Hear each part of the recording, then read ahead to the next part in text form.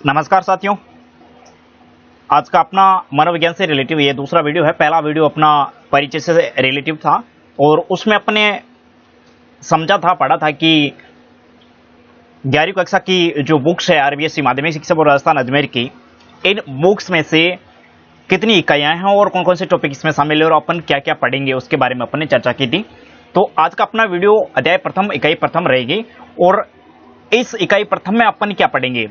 देखिए दोस्तों, आप शिक्षक भर्ती की तैयारी कर रहे हैं और उसमें शिक्षा मनोविज्ञान से रिलेटिव जो प्रश्न पूछे जाते हैं, बहुत सारे विद्यार्थियों की ये प्रश्न रहता है कि शिक्षा मनोविज्ञान में सीधे प्रश्न है वो नहीं आते हैं।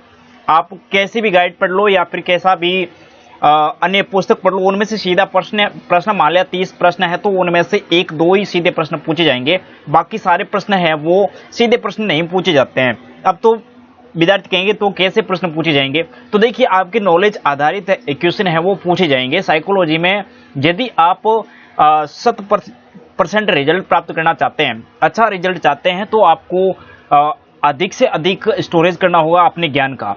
अब ज्ञान का स्टोरेज आप कहां से करोगे, तो इनके लिए आपको अधिक से अधिक पुस्तकें पढ़नी होगी। सर्वप्रथम आपको जो आपकी नींव है साइकोलॉजी से संबंधित वो विद्यालय स्तर की होती है। विद्यालय स्तर की यानी कि जो कक्षा 11 और 12वीं में अपने विद्यालय स्तर की जो साइकोलॉजी की बुक्स है मनोविज्ञान की, उन्हें आपको कंप्लीट करना होगा और उसके बाद में आपको बेसिक अवधारणा है वो विषय वस्तु है वो आराम से समझ में आ जाएगी। और उसके बाद में आपके पास में गाइड है, कोचिंग के नोट्स वगैरह है, जो भी है उन्हें आप पढ़ोगे तो आपका जो नॉलेज है वो उच्च लेवल का हो जाएगा। और प्रश्न है वो एग्जाम में सीधे ना पूछे जाकर के विषय वस्तु से संबंधित पूछे जाएंगे। उदाहरण ऐसे पूछे जाएंगे जो कभी आपने पहले पढ़े भी नहीं हो, तो ऐसे उदाहरणों के भी आपको उत्तर देने होंगे। तो उनके लिए आपको क्या करना होगा, अपना ज्ञान का भंडार है उन्हें बढ़ाना होगा और उन्हें अच्छे तरीके से तैयार करना होगा। तो दोस्तों, आज अपन वीडियो प्रारंभ करते हैं प्रथम अध्याय कक्षा 11 मनोविज्ञान की। दोस्तों, निवेदन यह है कि आपने चैनल सब्सक्राइब नहीं किया तो कर लीजिएगा और पास में बेल आइकन लगा उन्हें प्रेस कर लीजिए। इनसे पहले भी बहुत सारे वीडियो आपने नहीं देखे तो देख लीजिएगा, क्योंकि रीट से रिलेटिव काफ़ी सारी जानकारी मैं आपको उपलब्ध करवा चुका हूं। मैं भी रीट से ही चयनित हूं, तो काफ़ी अनुभव है 2-3 भर्तियों का कोचिंग में पढ़ाने का भी, और काफ़ी विद्यार्थियों के जो अनुभव है वो आप तक साझा करूंगा। तो शुरुआत करते हैं अपने वीडियो की। मनोविज्ञान की प्रकृति और क्षेत्र। मनोविज्ञान की प्रकृति क्या है और मनोविज्ञान का जो क्षेत्र है इनसे रिलेटिव। देखिए, पहले विषय वस्तु को जानना बहुत ही जरूरी है। आप सीधे ही किसी हाई लेवल की टॉपिक या गाइड लेकर के बैठ जाओगे तो समझ नहीं आएगा, लेकिन जब 11वीं और 12वीं कक्षा की मनोविज्ञान आप अच्छे तरीके से कंप्लीट कर लोगे तो अच्छे तरीके से आपको मनोविज्ञान क्या है वो समझ में आ जाएगा। तो मनोविज्ञान की प्रकृति और क्षेत्र, इनसे रिलेटिव इस वीडियो में अपन चर्चा करेंगे। ठीक है, मनोविज्ञान की प्रकृति और क्षेत्र। इसमें देखिए दोस्तों, इसमें अपन चर्चा करेंगे मनोविज्ञान की परिभाषा और लक्ष्य, मनोविज्ञान की परिभाषा और इसके लक्ष्य की व्याख्या करेंगे। और उसके बाद में अपन कहां जाएंगे, मनोविज्ञान के इतिहास का वर्णन करेंगे। मनोविज्ञान का जो इतिहास है उनका क्या करेंगे, वर्णन करेंगे। फिर सेकंड टॉपिक अपना रहेगा मनोविज्ञान के इतिहास का वर्णन, और उसके बाद में भारत में जो मनोविज्ञान है उनके विकास का विस्तृत वर्णन कर सकेंगे तथा मनोविज्ञान एवं अन्य जो विद्या शाखाएं के संबंध को अपन जान सकेंगे। ये 4 जो मुख्य उद्देश्य है, लक्ष्य है, अपने मुख्य उद्देश्य, इनको अपन जान सकेंगे। तो 4 कौन कौन से है। पहला आपने देखा मनोविज्ञान की परिभाषा, और उसके बाद में मनोविज्ञान के इतिहास का वर्णन कर सकेंगे, और उसके बाद में भारत में मनोविज्ञान के विकास का विस्तृत वर्णन, और उसके बाद में अपन मनोविज्ञान एवं अन्य इनकी जो शाखाएं हैं उनसे संबंध अपन ज्ञात कर सकेंगे। और बहुत सारे प्रश्न इनमें से पूछे जाते हैं, सीधे ना पूछे जाकर के अपने नॉलेज आधारित प्रश्न पूछे जाएंगे। वो आप यदि इन्हें कंप्लीट कर लोगे, तैयार कर लोगे, तो आपके कंप्लीट हो जाएगा। ठीक है, तो देखिए दोस्तों, जो विषय वस्तु है इस पाठ की, पहले अपन समझेंगे प्रस्तावना, और प्रस्तावना के बाद में मनोविज्ञान की परिभाषा क्या है और लक्ष्य क्या है मनोविज्ञान के। उसके बाद में मनोविज्ञान का जो इतिहास क्या रहा है उसके बारे में, पूर्व वैज्ञानिक काल और फिर वैज्ञानिक काल, भारत में मनोविज्ञान का विकास और मनोविज्ञान एवं अन्य विषय, मनोविज्ञान का अन्य विषयों के साथ में कैसा संबंध है उसके बारे में, और उसके बाद में प्रमुख पद कौन कौन से हैं, और फिर महत्वपूर्ण बिंदु पर अपन चर्चा करेंगे। और फिर बहुविकल्पी प्रश्न और अति लघुत्तरात्मक प्रश्न, फिर लघुत्तरात्मक प्रश्न और फिर निम्नात्मक प्रश्न जो कि अपने कक्षा लेवल के होते हैं, वो इसके अध्याय के एंड में दे रखे हैं। ठीक है दोस्तों, तो प्रस्तावना का अपन अध्ययन करते हैं। मनोविज्ञान में प्राणियों का अध्ययन किया जाता है। दोस्तों पहले प्रश्न सीधा भी पूछा जा सकता है, मनोविज्ञान में किसका अध्ययन किया जाता है? तो मनोविज्ञान में प्राणियों का अध्ययन किया जाता है। प्राणी कैसे प्रत्यक्षण करता है, सीखता है। अब प्रश्न ये यहां से प्रश्न बन रहा है, प्रत्येक लाइन प्रत्येक वाक्य है जो कि प्रश्न लेकर के आपके सामने उपस्थित हो रहा है। तो देखिए मनोविज्ञान प्राणियों का क्या करता है, अध्ययन करता है। अब देखिए प्राणी कैसे प्रत्यक्षण करता है, ठीक है, और कैसे सीखता है और सोचता है, याद करता है, समझता है। ये यहीं से प्रश्न करता है अपने आप से कि मनोविज्ञान में प्राणियों का अध्ययन किया जाता है और प्राणी कैसे प्रत्यक्षण करता है और सीखता है, सोचता है, याद करता है, समझता है। साथ साथ में अपने पर्यावरण की जो वस्तु है, घटना है, उनके साथ में किस तरह से अंतरक्रिया करता है, इसके बारे में किसमें अध्ययन किया जाता है? मनोविज्ञान में अध्ययन किया जाता है। मनोविज्ञान में प्राणियों का अध्ययन किया जाता है। ये विशेष ध्यान रखना है, क्वेश्चन कैसे भी पूछा जा सकता है। ठीक है, आपने वैसे सीटेट का एग्जाम दिया होगा, उनमें भी आपने कुछ विद्यार्थी के पिछले वीडियो पर कमेंट आया था कि सर साइको में तो ये समस्या है ना, हमने कि काफी सारे पेपर भी देख लिए, गाइडें भी पढ़ ली, हमने ये सीरीज पढ़ ली, वो किताब पढ़ ली, लेकिन उनमें सीधे प्रश्न तो बिल्कुल कम ही पूछे गए। तो देखिए नॉलेज आधारित प्रश्न पूछे जाएंगे आपसे, सीधे प्रश्न कोई के दो के प्रश्न पूछ लिए जाएंगे। इसलिए आपको यही सलाह है कि आप कक्षा 11 और 12 साइकोलॉजी की रामबाण औषधि है, आप इन्हें अच्छे तरीके से कंप्लीट कर लोगे तो आपका जो रिजल्ट है वो बहुत ही अच्छा रहेगा। तो प्राणियों का अध्ययन किया जाता है और इसमें प्राणी है वो कैसे प्रत्यक्षण करता है और कैसे ये सीखता है, सोचता है, उसके बारे में। ठीक है, अब आगे बढ़ते हैं अपन। इसके अलावा मनोविज्ञान कुछ इन प्रश्नों का भी उत्तर ढूंढने का प्रयास करता है। अब देखिए इनके अलावा, किनके अलावा, ऊपर आपने पढ़ा कि प्राणी कैसे सोचता है, प्रत्यक्षण कैसे करता है, उसके बारे में। इनके अलावा भी कुछ प्रश्न ऐसे होते हैं जो मनोविज्ञान है वो उत्तर ढूंढने का प्रयास करता है। व्यक्ति क्यों, अब देखिए यहां पे समझने की बात है, व्यक्ति क्यों किसी चीज को आसानी से याद कर लेता है? व्यक्ति क्यों किसी चीज को आसानी से याद कर लेता है, क्यों याद कर लेता है? ये प्रश्न अपने विद्यालय लेवल से भी जुड़ा हुआ है। बच्चा क्यों याद कर लेता है, व्यक्ति क्यों याद कर लेता है, क्योंकि यहीं से प्रश्न पूछे जाएंगे। तथा दूसरी चीज को काफी प्रयासों में भी नहीं याद कर पाता है। अब कुछ चीजें ऐसी होती है जिन्हें व्यक्ति वो जल्दी से आसानी से याद कर लेता है, और दूसरी चीज कुछ ऐसी होती है जो कि काफी प्रयासों के बाद भी याद उन्हें नहीं होता। जैसे कि एक अपन ले लेते हैं, उदाहरण ले लेते हैं, कोई एक बच्चे को आप टेलीविजन सीरियल दिखा दीजिए आप 1 घंटे का, और 1 घंटे की आप टेलीविजन सीरियल दिखाने के बाद में या फिर पहले 1 घंटा आप क्लास में पढ़ा दीजिए और फिर उसके बाद में 1 घंटा वो टेलीविजन सीरियल निकाल लीजिए। ठीक है, फिर बच्चे से पूछिए, आप टेलीविजन सीरियल वाला बच्चे को ज्यादा याद रहता है और जो आप क्लास में पढ़ाते हैं 1 घंटा वो उन्हें कम याद रहता है। कारण क्या है, इनकी भी अपन चर्चा करेंगे। वैसे अपने 4 बिंब बनते हैं, अपन याद करते हैं श्रुति बिंब, दृश्य बिंब, विचार बिंब और भाव बिंब। इन 4 बिंबों पर भी अपन शिक्षण विद्या में अध्ययन कर चुके हैं और अध्ययन करेंगे आगे। ठीक है, तो ये जो प्रश्न है जो कि मनोविज्ञान में अपन हल करेंगे, व्यक्ति में चिंतन का विकास कैसे होता है? व्यक्ति में चिंतन का विकास कैसे होता है? भिन्न भिन्न व्यक्तियों का प्रत्यक्षण भिन्न क्यों होता है? अब देखिए भिन्न भिन्न व्यक्ति होते हैं, उनका प्रत्यक्षण भिन्न क्यों होता है? व्यक्तित्व का विकास कैसे होता है, आदि आदि। इस उत्सुकता एवं जिज्ञासा के कारण ही हम ये सोचने के लिए बाध्य हो जाते हैं। अब देखिए साइकोलॉजी में किस प्रकार लोग एक दूसरे से बुद्धि, अब लोग बुद्धि से व्यक्तित्व भिन्नता भी होती है, व्यक्ति में शारीरिक भिन्नता भी हो सकती है, मानसिक भिन्नता भी हो सकती है। तो किस प्रकार लोग एक दूसरे से बुद्धि, अभिक्षमता तथा स्वभाव से भिन्न है। अब व्यक्ति है वो किस बुद्धि, अभिक्षमता और स्वभाव से किस प्रकार से भिन्न है, और वे कभी प्रश्न तो कभी दुखी क्यों होते हैं, व्यक्ति कभी प्रश्न तो कभी दुखी क्यों होते हैं, और किस प्रकार वे एक दूसरे के मित्र और शत्रु हो जाते हैं। किस प्रकार व्यक्ति है वो एक दूसरे के मित्र और शत्रु हो जाते हैं। और कुछ लोग किसी कार्य को जल्दी सीख लेते हैं जबकि दूसरे उसी कार्य को सीखने में अपेक्षाकृत अधिक समय क्यों लगाते हैं। अब कुछ विद्यार्थी ऐसे होते हैं, आप क्लास में पढ़ाते हो वो फटाफट सीख लेते हैं, और कुछ विद्यार्थी ऐसे होते हैं जो बार बार समझाने के बाद भी नहीं समझते हैं। तो इन पर भी अपन चर्चा करेंगे इस पार्ट में। इन प्रश्नों का उत्तर एक अनुभवहीन व्यक्ति भी दे सकता है। अब इन प्रश्नों का उत्तर है वो कोई अनुभवहीन, जिनके पास में किसी प्रकार का अनुभव नहीं है, वो भी दे सकता है। तथा वह व्यक्ति भी जिसे मनोविज्ञान का ज्ञान है। अब इन प्रश्नों का उत्तर है वो दोनों व्यक्ति देंगे, लेकिन जरूरी नहीं है कि अनुभवहीन व्यक्ति है वो सामान्य बेसिक तरीके से जवाब देगा और मनोविज्ञान वाला व्यक्ति है वो मनोविज्ञान सिद्धांतों के अनुसार है वो जवाब देगा।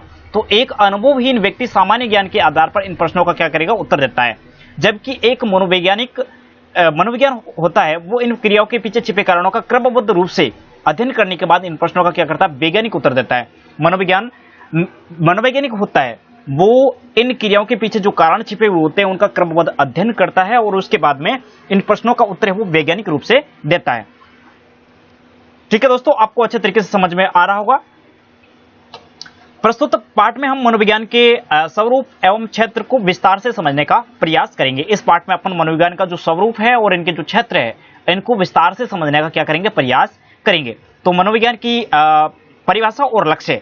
मनोविज्ञान की परिभाषा क्या है, परिभाषा से संबंधित प्रश्न पूछे जाते हैं एग्जाम में। लगभग सभी एग्जाम में एक दो प्रश्न है वो परिभाषा से संबंधित पूछे जाते हैं और शाब्दिक अर्थ से संबंधित पूछे जाते हैं। और मनोविज्ञान का लक्ष्य क्या है, क्यों आपके सिलेबस में रखा गया है और कैसे एग्जाम में इनसे भी प्रश्न पूछे जाते हैं। तो देखिए, मनोविज्ञान की परिभाषा और लक्ष्य। मनोविज्ञान की परिभाषा क्या है और इससे संबंधित भी प्रश्न पूछे जाएंगे, शाब्दिक अर्थ से संबंधित भी प्रश्न पूछा जाएगा। तो देखिए, मनोविज्ञान दो ग्रीक शब्दों से, याद रखना, दो ग्रीक शब्दों साइको और लोगोस से मिलकर के बना है और इनका जो अर्थ है वो आत्मा और आत्मा का अध्ययन करना या विवेचना करना।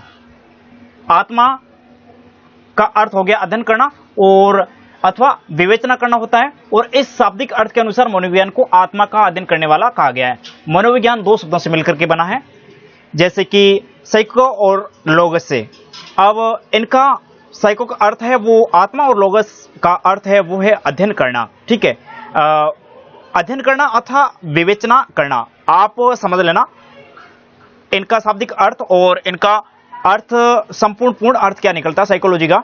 तो साइकस और लोगस का जो अर्थ है वो आत्मा का अध्ययन करना होता है और इस शाब्दिक अर्थ के अनुसार मनोविज्ञान को आत्मा का अध्ययन करने वाला विषय माना गया है।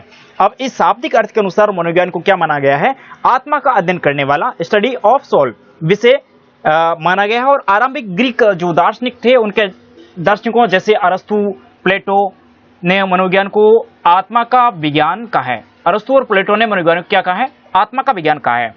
अब यहां पूछा जाएगा जो आत्मा का विज्ञान कहने वाले जो मनोवैज्ञानिक है या दार्शनिक है वो कौन कौन है। तो आत्मा का जो अध्ययन करने वाला मनोविज्ञान माना है उनमें देखिए अरस्तु है, प्लेटो है और 17वीं शताब्दी के दार्शनिकों जैसे कि लिबिनिस, लॉक आदि ने साइक शब्द का अधिक उपयुक्त अर्थ मन से लगाया है।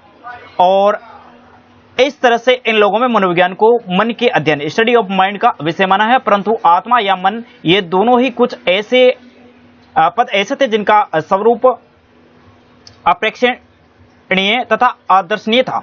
अतः इन दोनों तरह की परिभाषाओं को वैज्ञानिक अध्ययन के लिए स्वीकार्य नहीं माना गया। इसके बाद में लोगों ने मनोविज्ञान को चेतना या चेतन अनुभूति माना। ठीक है, अब देखिए पहले आत्मा का विज्ञान और उसके बाद में अपन इस यात्रा को पूरा समझेंगे। पहले आत्मा का विज्ञान माना गया और इन दोनों की परिभाषाओं को वैज्ञानिक अध्ययन करने का फिर इन्होंने स्वीकार्य नहीं किया गया और फिर ये चेतना के विज्ञान तक गया। चेतना के विज्ञान के बाद में पुनः इन्हें व्यवहारिक विज्ञान तक लेकर गए। चार इसके जो चरण हैं उस 4 चरणों में अपन इनका अध्ययन करेंगे। तो देखिए, चेतना के अध्ययन का विज्ञान कहा गया विलियम वुंड तथा इसके शिष्य टिचनर। विलियम वुंड और इनके शिष्य थे टिचनर, इस परिभाषा के प्रमुख समर्थक थे। विलियम वुंड और टिचनर इस परिभाषा क्या थे, प्रमुख समर्थक थे। परंतु इस परिभाषा को भी वैज्ञानिक अध्ययन के लिए स्वीकार्य नहीं माना गया। पहला अपना था आत्मा का विज्ञान और आत्मा का विज्ञान उन पर अध्ययन हुए कुछ दार्शनिकों ने अपने मत दिए। मन का विज्ञान, आत्मा का विज्ञान और आत्मा का और मन का। इनके बाद में अगला आया अपना चेतना का विज्ञान। ठीक है, चेतना का विज्ञान। चेतना का विज्ञान में वैज्ञानिकों ने अपने मनोवैज्ञानिकों ने अपने दार्शनिकों ने अपने विषय वस्तु प्रस्तुत की और फिर इन्हें भी सही नहीं माना गया, कुछ दूसरे समर्थक आए, और परंतु इन परिभाषाओं को भी वैज्ञानिक अध्ययन में क्या किया गया, स्वीकार्य नहीं किया गया, क्योंकि इससे वैज्ञानिक ढंग से प्रेक्षणीय करने तथा समझने में कोई खास मदद नहीं मिलती थी। विलियम वुंड को प्रयोगात्मक मनोविज्ञान का जनक कहा जाता है। यह प्रश्न आएगा, विलियम वुंड प्रयोगात्मक मनोविज्ञान का जनक किसे कहा जाता है? प्रैक्टिकल साइकोलॉजी, इसका जनक किसे कहा गया है? विलियम वुंड को। किसको कहा गया है? विलियम वुंड को। प्रैक्टिकल साइकोलॉजी का जनक किसे कहा गया है? विलियम वुंड को। और क्योंकि इन्होंने लिप्जिग विश्वविद्यालय में 1879 में पहली मनोवैज्ञानिक प्रयोगशाला खोली थी। नोट कर लेना साथ साथ में, क्योंकि पहला प्रश्न यहां से बन रहा है, उसके बाद में यह प्रश्न बन रहा है। और आधुनिक मनोवैज्ञानिकों द्वारा मनोविज्ञान को अधिक वैज्ञानिक और वस्तुनिष्ठ रूप से परिभाषित करने की कोशिश की गई है। जो आधुनिक मनोवैज्ञानिक है उनके द्वारा मनोविज्ञान को वस्तुनिष्ठ रूप से परिभाषित करने की कोशिश की गई है, और इन लोगों ने मनोविज्ञान को व्यवहार का अध्ययन का विज्ञान माना।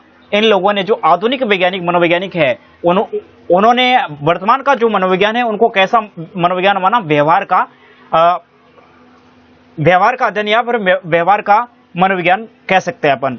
ठीक है, तो स्टडी ऑफ बिहेवियर का विज्ञान माना और मनोविज्ञान को व्यवहार के अध्ययन के रूप में परिभाषित जे.बी. वॉटसन। इनके समर्थक कौन कौन है? तो देखिए, समर्थक आधुनिक मनोविज्ञान जो व्यवहार का अध्ययन है, जिनके समर्थक है जे.बी. वॉटसन ने समर्थन दिया, और व्यवहार को एक ठोस और प्रेक्षणीय पहलू के रूप में परिभाषित किया गया। अतः ये आत्मा, मन और चेतना आदि से काफी भिन्न था। देखिए, पहले अपना कौन सा था? आत्मा का अध्ययन, उसके बाद में मन का अध्ययन किया, और मन का अध्ययन करने के बाद में चेतना का अध्ययन किया। इनमें भी अलग अलग वैज्ञानिक थे। आत्मा का अध्ययन किया, फिर कुछ दार्शनिक आए, इन आत्मा के अध्ययन की जो स्टडी थी इनको ठुकराया, और फिर मन का अध्ययन की जो अवधारणा है वो प्रस्तुत की। फिर मन की अवधारणाओं के साथ में इन्होंने जो स्टडी की थी, अध्ययन किया था। इन अध्ययन के बाद कुछ समर्थक ऐसे है जिन्होंने कहा कि ये तो वैज्ञानिक तरीके से नहीं है, मन का अध्ययन है वो, और उसके बारे में इन्होंने कहा कि ये तो चेतना का अध्ययन है। कुछ मनोवैज्ञानिकों ने कहा कि चेतना का अध्ययन है। फिर धीरे धीरे जो आधुनिक मनोविज्ञान चल रही है, आधुनिक मनोविज्ञान है वो व्यवहार का अध्ययन है, उसमें चल रही है। चौथा स्टेप कौन सा है अपना? चौथा चरण वो है व्यवहार का अध्ययन।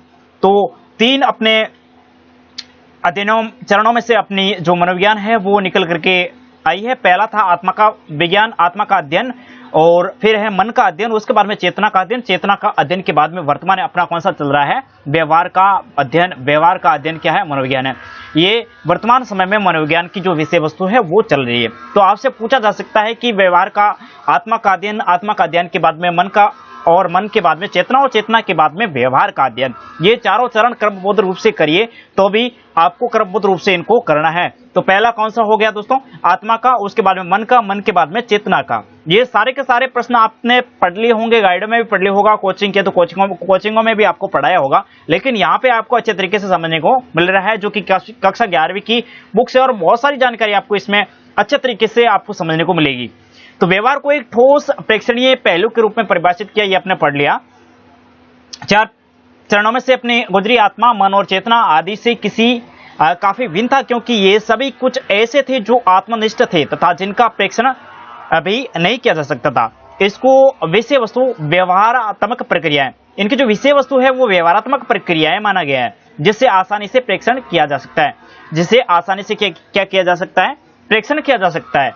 सीखना, प्रत्यक्षण, हाव भाव आदि जिनका वस्तुनिष्ठ अध्ययन संभव है। अब देखिए, इनका जो वस्तुनिष्ठ अध्ययन कैसे संभव है? तो देखिए, सीखना, प्रत्यक्षण, हाव भाव आदि इनका जो वस्तुनिष्ठ अध्ययन है वो व्यवहारिक अध्ययन में संभव है। बाकी मन के या आत्मा के या चेतना के इसमें वस्तुनिष्ठ अध्ययन है वो, इनमें बाधाएं आती हैं, संभव नहीं है। इसलिए जो व्यवहार का अध्ययन है वो एक वैज्ञानिक तरीके से, मनोवैज्ञानिक तरीके से सही माना गया है।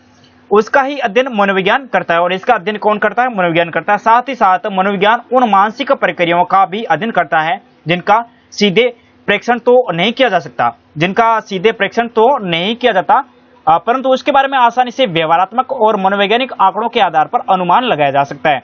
इन तथ्यों को ध्यान में रखकर मनोविज्ञान की एक उत्तम परिभाषा सेंट्रोक के अनुसार दी गई थी। मनोविज्ञान व्यवहार एवं मानसिक प्रक्रियाओं का क्या है? वैज्ञानिक अध्ययन है। ये सेंट्रोक के अनुसार दी गई परिभाषा, और कक्षा 11वीं की RBSC की बुक्स में दे रखी, इसका मतलब ये परिभाषा आपके आ सकती है। 99% संभावना है।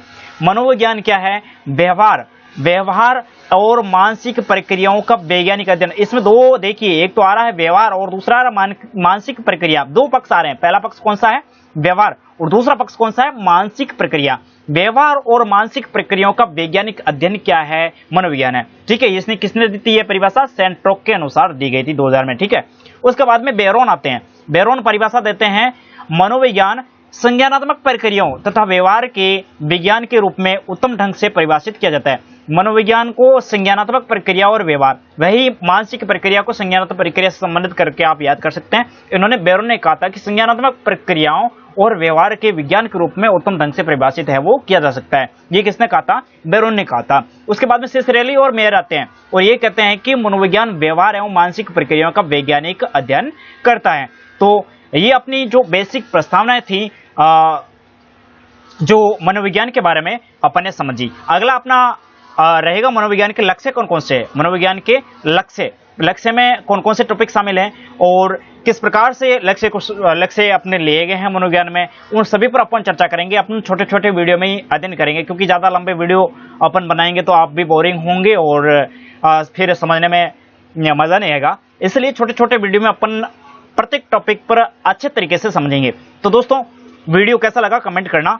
कुछ त्रुटियां बीच में हो सकती हैं तो उनको आप अपने हिसाब से समझ लेना, क्योंकि कुछ त्रुटियां वॉइस में भी हो सकती हैं और इसमें आपको देखने में भी प्रॉब्लम हो सकती है। कुछ विद्यार्थी कहते हैं कि थोड़ा लेवल कम है, जो पढ़ाने का लेवल मतलब आवाज़ है वो कम आती है या फिर लंबा बन गया। तो एक मैं आपको सलाह देता हूँ, आपकी यदि आपके पास समय कम है और 20, 25, 30 मिनट का या फिर 1 घंटे का वीडियो है और उस वीडियो को आप देखना चाहते हो तो वीडियो की स्पीड बढ़ा दीजिए। आप 40 मिनट का वीडियो तो आप दो गुना स्पीड कर लीजिए, तो आपका वीडियो है वो हो जाएगा अपने 20 मिनट का वीडियो हो जाएगा और आपका समय भी बचेगा और आपको समझ में भी आ जाएगा जल्दी, यदि आपका कोर्स है वो कंप्लीट हो जाएगा। ये केवल सलाह दे रहा हूँ, बाकी यूट्यूबर कम ही सलाह देते हैं, क्योंकि मैं एक तैयारी करने वाला विद्यार्थी हूँ, मैं स्वयं भी तैयारी करने वाला विद्यार्थी हूँ। टीचर लगा हूँ, रीड से मैंने भी तैयारी की है। तो एक समय की महत्ता कैसी होती है, किस प्रकार से अपने योगदान देता है समय।